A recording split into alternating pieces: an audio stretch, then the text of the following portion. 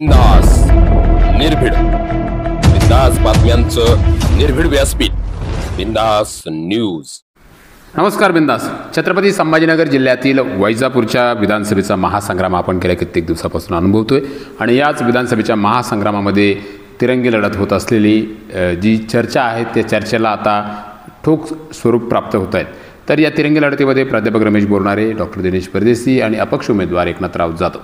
आज बिंदास कट्टा या कार्यक्रमात आपल्यासोबत एकनाथराव जाधव यांचे खंते समर्थक, शिवूरनगरीमधील एक प्रसिद्ध व्यापारी आपल्या बिंदास कट्टा या कार्यक्रमात सहभागी झालेले आहेत, वाल्मिक भावसार. आपण त्यांच्याशी आज चर्चा करूया.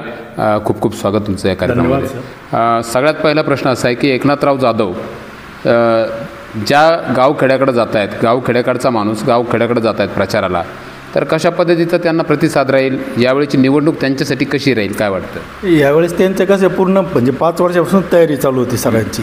तर त्यांनी पूर्ण ग्रामीण भाग पिंजून काढला, प्रत्येक गावापर्यंत भेट दिली, पोच दिली, कार्यकर्त्याची काय अडी अडचणी असेल त्या सोडवल्या त्यांनी. त्यांना वाटलं पक्षाचं तिकीट भेटेल बा समजा या कार्यावर. पण ती युती असल्यामुळे तो युती धर्म श्रेष्ठीला ते झालं, त्याच्यामुळे मग त्यांनी अपक्ष करण्याचा गावकऱ्याचा विचार घेतला. विचार घेतला पहिले त्यांनी गावकऱ्याचा विचार घेतला, बा काय करू मी. तर मग गावकऱ्यांनी सांगितलं, लढा बा तुम्ही, आपल्या गावाचं एवढं मोठं गाव आहे समजा, 10,000 लोकसंख्येचा, म्हणजे मतदान 8-9 हजार आहे. त्या हिशोबाने मग आपल्या गावातला उमेदवार पाहिजे, तर दुसरं नेतृत्व राहील गावामध्ये.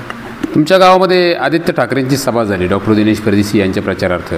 तर त्या सभेमुळं मतदानाचा आणि मतदात्यांचा काय कल राहिला, काय वाटतं? गर्दी खूप होती. गर्दी असलं म्हणजे हे होतं असंच नाहीच नसतं. जे मनात सुप्त मतदार आहे ना समजा एकनाथरावचे, ते जरी गरीब नसले सभेला त्यांचे मतदान करणार त्यांना, कारण त्यांचे विचारधारा त्यांच्या जोडलेली. किती मतदान आहे शिवूर गावातील तुमचं? शिवूरमध्ये 9,000 मतदान आहे शक्य. साधारणतः कशा पद्धतीनं मतं विभागले जातील, तुम्हाला काय वाटतं? मतदान आमच्याकडे म्हणजे जाधव साहेबाला जास्त 50% पुढे मतदान होईल जाधव साहेबांना. तुम्ही एकनाथराव जाधवांना खूप दिवसापासून परिचित आहात. तर आमच्या क्लासमेटच आहे ते, 2 वर्ष मागे होते ते माझ्या. साधारण त्यांचं कसं आहे, शैक्षणिक संस्था उभी केली, त्याच्यामुळे शिक्षणाचं प्रमाण शिवूरमध्ये खूप वाढलं. संस्था नव्हती तोपर्यंत शिक्षणाचा प्रश्नच नव्हता काही. कोणी म्हणजे बाहेर जातच नव्हतं. एक तर आर्थिक परिस्थितीमुळे कोणी बाहेर शिकायला जात नव्हतं. ते शिक्षण संस्था उभी केल्यामुळे काय झालं, पूर्ण ग्रॅज्युएट झाले लोक, म्हणजे शैक्षणिक पात्रता वाढली सर्वांची. एक सर्वसामान्य नागरिकांच्या मनामध्ये अशी स्थिती आहे की एकनाथराव जाधव प्रचाराला फिरत आहेत, परंतु त्यांच्या व्यासपीठावरती जसं मातब्बर जे पुढारी आहेत त्यांच्या व्यासपीठावर अनेक नेते मंडळी पाहायला मिळतात. सभापती, माजी सभापती, पंचायत समिती सदस्य, झेडपी सदस्य.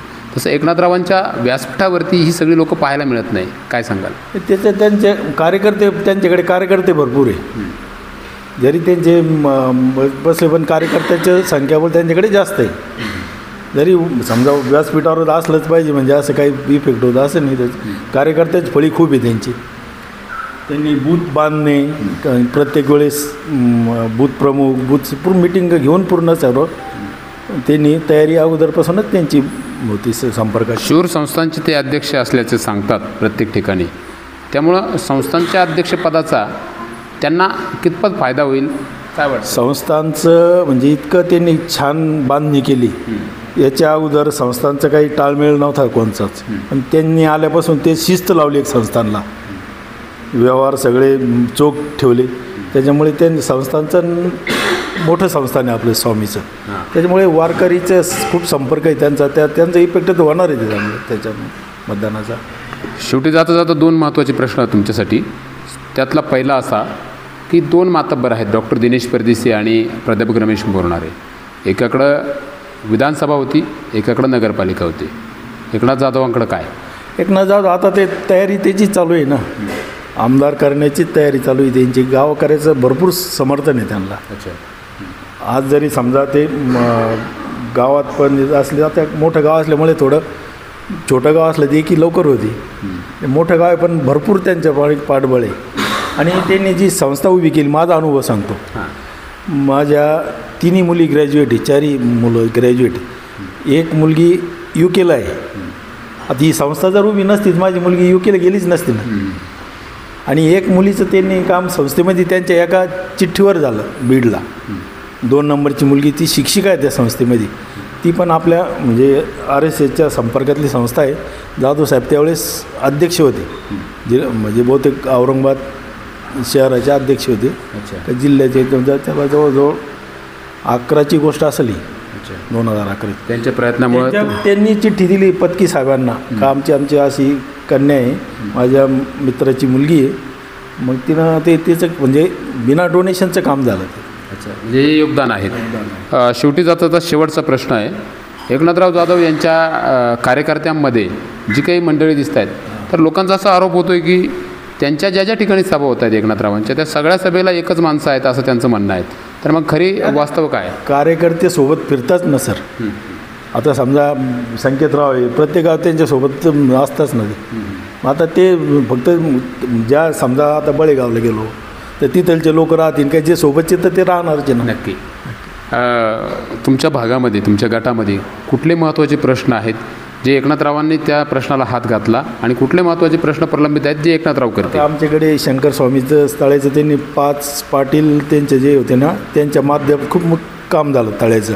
आपलं शंकर स्वामी तळ्याचं एकदम छान काम झालं त्यांनी. त्या प्रश्न इतका पाण्याची पातळी वाढली त्यांनी. अच्छा. आणि भरपूर त्यांनी श्रम घेतले त्याच्या. रस्त्याची काय स्थिती आहे तुमच्याकडं? रस्त्याची आता झाली रस्त्याचे आता चांगल्या क्वालिटीचे आता एकनाथराव करतील पुढचे समजा काही राहिलेले. एकनाथराव जाधव यांच्याकडून अशा अनेक अपेक्षा कार्यकर्त्यांना आहेत, मतदात्यांना आहेत. मात्र या तिरंगी लढतीमध्ये एकनाथराव जाधव यांना कशा पद्धतीचा प्रतिसाद मिळतो? आमच्या भागातले एकनाथराव एकमेव पुढारी आहे. समजा जेवढं मोठं गाव आहे शिवला असं काही म्हणजे एखादा दमदार नेतृत्वच नाही, म्हणजे पुढे एकनाथरावच्या माध्यमातून ते पुढे येते. तर मित्रांनो, आपल्यासोबत होते वाल्मिक भावसार आणि एकनाथराव जाधव यांची सहकारी आहेत. त्या याबरोबरच शिवूर येथील ते प्रसिद्ध व्यापारीसुद्धा आहेत. त्यांनी मांडलेल्या मतांबद्दल आपल्याला काय वाटतं? आपल्या प्रतिक्रिया या व्हिडिओच्या कमेंट बॉक्समध्ये द्यायला विसरू नका.